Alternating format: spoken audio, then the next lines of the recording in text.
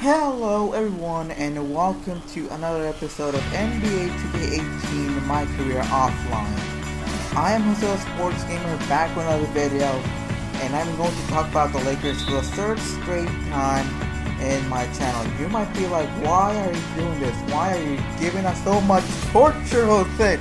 Why do you have to make us hear about this? I mean, why? We're not exactly Lakers fans, you know? Well, this is my channel and I can do whatever the hell I want. Just kidding, but seriously, the Lakers riding on a 4-game winning streak. At this point in time, it's about 6:55 p.m. January 15, 2018 by the time I'm recording this. So all I'm going to tell you is the Lakers do have a shot at least making things interesting. I'm not gonna say that they're gonna they're gonna be in the playoffs or they're gonna be in the playoff race. At the very least, what I expect the Lakers to do is make things interesting, to make other superstars from other teams consider, and make them consider go to the Lakers in future years. You all know LeBron James is gonna be a free agent next year, most likely since they have been problems in Cleveland. And there's also Paul George, but we'll have to see how things go with him in Oklahoma City. But the thing is, if the Lakers want to attract superstars, or at least all-star talent at this point, they're gonna have to start to do it right now when everything is going on their way. Because they have 4-game win streak. They have a developing talent in Lonzo Ball, Brandon Ingram, Kyle Kuzma, Julius Randle. They have a good young core going on for them. All they need is a player who not only knows a lot about basketball and has to have experience, but also has the talent to carry them over the top. If LeBron goes to the Lakers, that might be the difference making in getting them back to their good old days. I mean, who knows? I'm not saying it's gonna happen, but I'm saying that could indeed happen. Let's just hope everything goes on their way. The Lakers do have some momentum going on for them. I really like the odds of how things are going on in here to make the season interesting. I mean, I'm not gonna say they're gonna enter the playoffs again, but at least make other teams in the league keep a close eye on you for years to come. It's like these. When there are these teams that, for the time being, they're not really quite good enough to get deep into the playoffs, but they're certainly good enough to make the same team. This could be interesting. I mean, how many times have you seen teams that have a young core and all they need is one key player, a superstar, an all-star, someone who's willing to take a backseat to make these younger players get more playing time. I mean, the Warriors, once upon a time before becoming a big team that they are right now, I mean, they were great, but they were not fantastic. All they needed was a couple more players. They didn't need to be that big, but they need to be something, something that could be an integral part of the team. A player like Andre Iguodala, who once upon a time was also a starter, but he decided to take a backseat in order to be on the championship team, in order to help his team win a championship. Or Sean Livingston, who is not the best player, but he's a key player to an organization that has been winning for a few years now.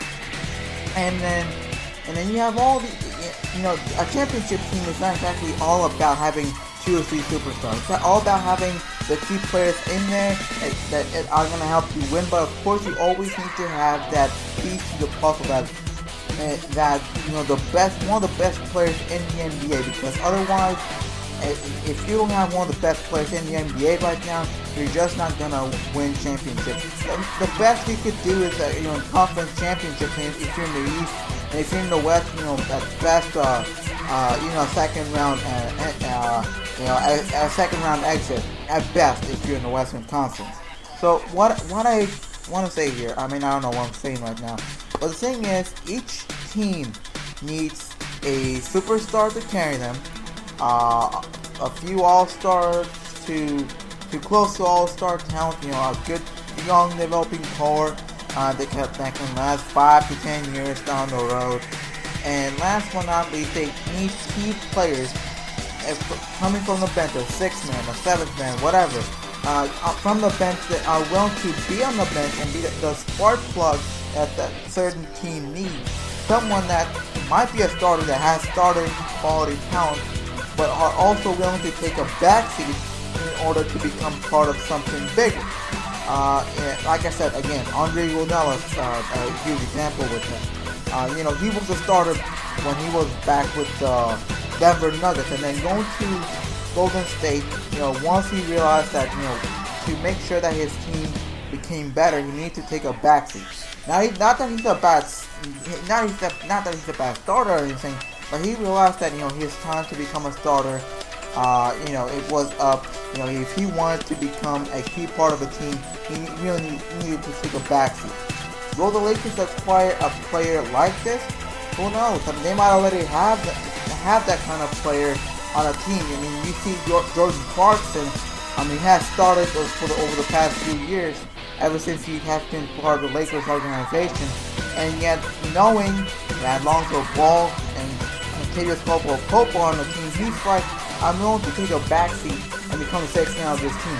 That's probably the thing that the Lakers need, not right now, but maybe 2 to 3 years on the road at the very least, to become one of the better teams in the NBA. I'm not going to say that 2 to 3 years from now, they're going to become the best team and become champions, but they might be in the consideration of all that, having all that kind of stuff. Okay, so going up next, what can I talk about here? Okay, the center that they need. Okay, Brook Lopez is about to turn it in his 30s. He only has a 1-year contract, and I'm not sure how long the Lakers plan to have him. Maybe another year. Give him a good enough contract, maybe $17 million, 18, 19, maybe $20 million contract. I mean, he's worth it. I mean, a lot more than Timothy Mozgov. They still can't get over that. I mean, how can the Lakers do that? Not last offseason, but the offseason before. I mean, I still get cranked at that time. Good thing that they got rid of that Timothy Mozgov contract. But anyways, done with that mumbling. Right now, what I want the Lakers to have is a center who can actually help them get over the top. I mean, like I said, Brook Lopez, maybe it's only a short-term kind of deal. Maybe it's only for this year while they build up their pieces, get their young core a little bit more of experience, and the Lakers do have a potential starting center in Ivica Zubac. I'm not sure that's how you pronounce his name, but he has potential. Now, will he get to fulfill his potential? I don't know. Only time will clearly tell. Now, if the Lakers are not planning on keeping Brook Lopez for another year, or Ivica Zubac, I don't know if that's how you pronounce his name. I don't know if they're planning on having both of them in the near future. But one thing I can tell you is that if they want to be successful from here on out, at the very least starting at most starting next year, they're gonna need a center.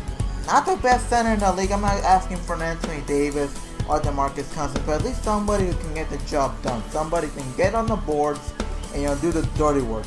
A player like Andrew Bogut back in his Golden State Warriors days, that can clearly get the rebounds and get on defense and do the stuff that the other players don't need to worry much about. Another thing, or actually staying the subject, or a player that might be a bit small for a center position, but can clearly help them when it comes to playing a bit small ball. Maybe get a player like Draymond Green. I mean, I think Julius Randle is the perfect man for the job. He might be small, but in the long run, he can move around. He's a better player than I don't know. But the thing is, this team does have a lot of pieces to consider. Again, you have the young core on the team. Lakers have a good part. I don't know what I'm going to say anymore. The thing is, the Lakers do have the momentum, at least to make things interesting. Can they make the playoffs? Absolutely, if things go their way. But they gotta start winning. They gotta have a few winning streaks here and there, good enough to get them over the top at least to the playoffs. I mean, the best playoff team right now. They have about 21 wins still there around that game. So the Lakers are not really that far. So there's a good chunk of season left. So the Lakers, if things go their way, if they continue on winning streaks, if other teams right at the bottom of the playoff race start to crumble, these things could go their way for the Lakers. I don't know. I don't know what I'm going to say anymore. No, I don't know what to say. No. But yeah, one last thing I want to talk about. One thing I have to talk about is Ron Silver. Like I said, I'm not sure if I said this in this video. A lot of people have criticized him for shooting all that kind of stuff, but as far as I can tell, he's not a bad player. He's just developing a shot. He might be able to develop it at some time. Maybe he's already developing it, and all he needs is to get the feel of the NBA. He has already had a half of a season, and he might start to get things on the way for him. And I don't know. In other parts, when it comes to rebounding and when it comes to assisting, I mean, no basketball player of a bum will be able to get 7 assists, nor 7 rebounds from him. Let's get that one. Let's get one from assist. Okay, if he's having bad rebounds or bad shooting from, I mean, he's a rookie. Expected to get technical out of this guy, that kind of thing. But he'll get through it and he'll get it into not only how he's doing great, and he's doing he's starting with power forward to the team, but what worries me about the Lakers is this dilemma at the power forward position. I'm not saying they're bad. On the contrary, you have DJ Jason, now Kuzma, Julius Randle, what do you do about those three? You keep those three and one of them takes a back and the other one will take a step forward as time to how the matchup goes out. The point is that I'm not sure the Lakers can hold on that much longer if they keep those three power forwards. Somebody has to go. Will be Larry Jr., will be Julius Randle, will it be Kyle Kuzma. I have no idea who is it gonna be. I don't want either of them to go. Unfortunately, I don't know how to do it.